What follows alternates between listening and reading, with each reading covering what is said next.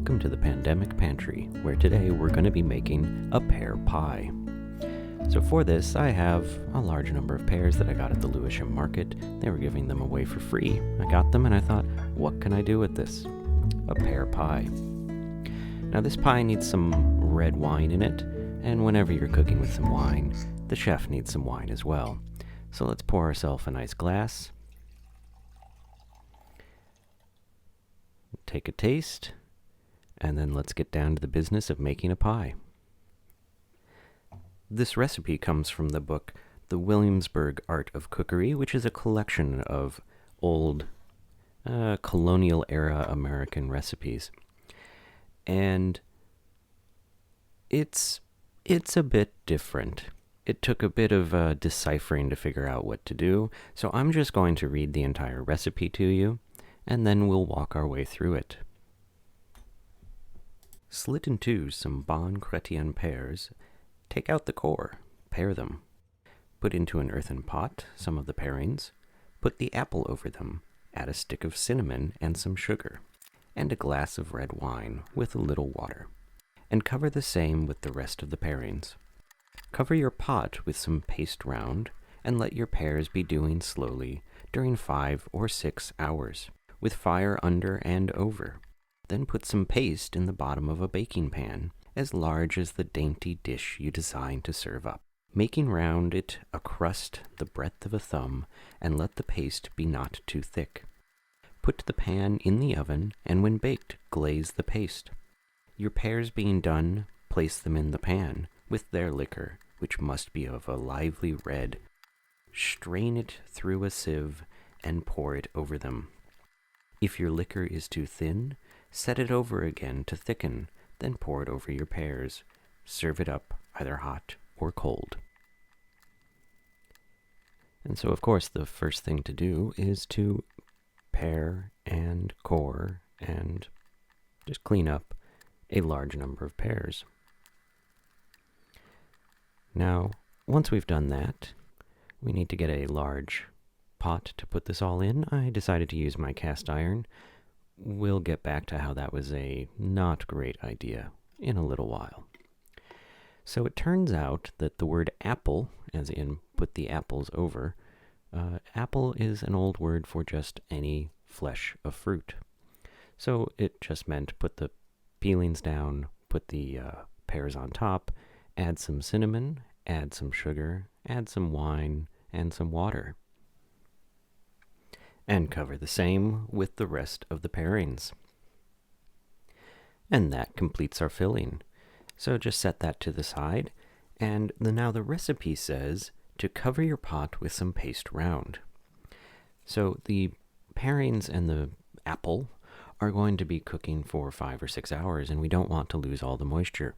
So we'll just mix together some flour and water to make a paste, and then knead that all together. And once it starts coming together, we can roll it out into a long snake and just work it until it fits together. Mine was maybe a little too dry, but it'll work. And once it comes together, just start rolling it out. Now, just like anything, this could take a little while. If you want it to be a little easier, you can set it to the side, let it relax, and then it will just start rolling into a nice long snake.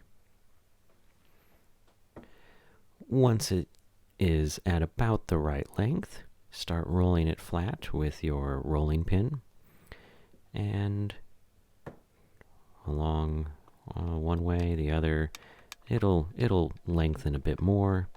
And if it isn't quite long enough, you can check it with your lid. Yep, not quite long enough. A little bit further. Just keep rolling it out, and that will lengthen it pretty easily. And once it's about the right length, try putting it around the top. It's a tricky maneuver, but even harder if it's not long enough, so just roll it out a bit more. And once we have that all done, yep, now we can get it to kind of go around. So a little bit here, a little bit there, it'll fall in, just pick it back up, put it on the side, and it will start holding itself in place, and you can put the lid on. And now put it in an oven, maybe 175 degrees Celsius or so, 150, 175. It's going to be in there for a long time. And while that's baking, we can move on to making our crust. Now the recipe just says to put some paste in the bottom of a pan.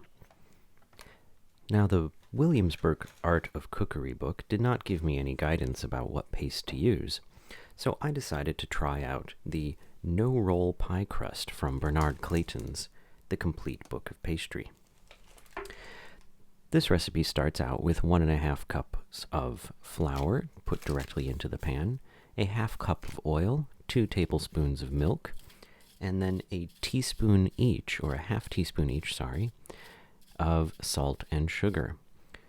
Now we put all of those dry ingredients directly into the flour, and then we mix it up a little bit, and the wet ingredients, the oil and the milk, get mixed together to make an emulsion. This is a bit like making a vinaigrette. And this is all happening straight in the pan that we're going to be using. And once that's nice and emulsified, pour about half of it into the pan onto the flour and start mixing that together. Now, as it comes together, we want it just enough to hold together, not too wet. It'll be a bit like a crumb crust in some ways. And then once it's looking good, just start packing it into the pie pan. It will take a little bit of pushing and prodding, but the main thing to keep in mind is not to put it too thin in any one place. Once you're done with that, cover it up, put it to the side, and let it rest. And in the meantime, the pears have finished up, so pull them out of the oven, and let's take a look. Those are looking all right. So we can pull that paste off of the side, and just then pull the pears out of the container, because we need to cook down all of that liquid. It's a little too liquidy for making into the pie. So let's pull it apart and then put that back on the stove. And let's take a look at what we've got here. And we've got a bit of a mess. It didn't taste quite right, so I thought I'll add a bit of allspice and then a bit of nutmeg. Now, I'm not sure what to do with this. It's turned black. But while I think about it, let's put it to the side and work on the pie for a little bit. Yeah, something's not quite right with it. So we need to bake this pie blank. Partly because, well, most of the cooking is done already, and also because since it's so liquidy, we don't want that just to kind of ooze into the pie crust. So we'll just line it with some foil, push it all down, put some beans in there, and then bake this in a 175 to 200 oven for a few minutes. Now, in the meantime, I thought about it some more, and I realized I don't think the pairings, I don't think the peels were supposed to be part of the pie. So let's go through all of this and pull it apart. Because those peels weren't really all that tasty. They didn't break down like I thought they might have. Instead, they were just kind of a gritty, not so pleasant thing. Now, the question, why is this black? And the answer to that riddle is because I had forgotten that in a previous cooking adventure, I'd messed up the seasoning on my Dutch oven, and so this is iron. It tasted a little bit like iron, not too bad. And after having cooked it down, I added some starch to it to try to thicken it up a bit more. And we'll leave it uncooked at this point, and instead we'll combine our ingredients together and make the final pie. So we have our blank baked crust. I've always had a hard time saying that. Well, we have our crust, and we'll just put the pears in. And then once they're all in there, we can spread them around, make them nice and even, and then just add the liquid on top. And then since I haven't cooked this to really set that starch, we'll put this back into the oven for a short time. That will let it set and kind of solidify a bit more. And after a few minutes, we have our completed pie.